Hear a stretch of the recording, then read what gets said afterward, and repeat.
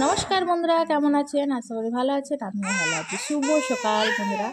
আজ দেখো সকাল থেকে একটা ছোট্ট ব্লগ নিয়ে চলে এলাম।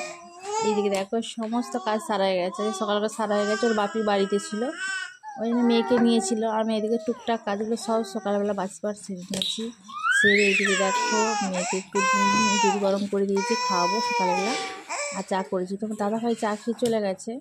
এবার আমি খাওয়াচ্ছি, কেন ও তো কাজের সময় হয়ে গেছে না, ওকে তাড়াতাড়ি যেতে হবে। ওই জন্য ওনাকে ছেড়ে দিয়ে তারপর আমি চা নিয়ে আর মেয়েকেও খাওয়াতে দুজনে বসে পড়েছি। এদিকে মেয়েকে খাওয়াবো আর এদিকে ওর সঙ্গে একটু খেলা করছি।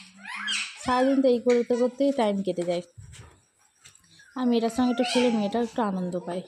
এতে ঘরের সমস্ত কাজ সারা হয়ে গেছে। এদিকে রাত্রে কালকে জামা কাপড়গুলো একটু ভিজেছিল বলে চেয়ারে রেখে দিয়েছি, মিলা হয়নি। ওগুলো আজকে রোদে মিলে দেবো। এই দেখো মেয়েকে খাওয়াবো, কিন্তু খাবে না। ওর বাপি চলে গেছে, সেইটাই ওর কান্না পাচ্ছে। ওই দিকে গেটটা দিকে দেখছে আর কাঁদছে, ওর বাবির সাথে যাবে। আর এদিকে দেখো আমার ছেলে কী করছে, দেখো ঘরের ভিতরে কী করছে কে জানে।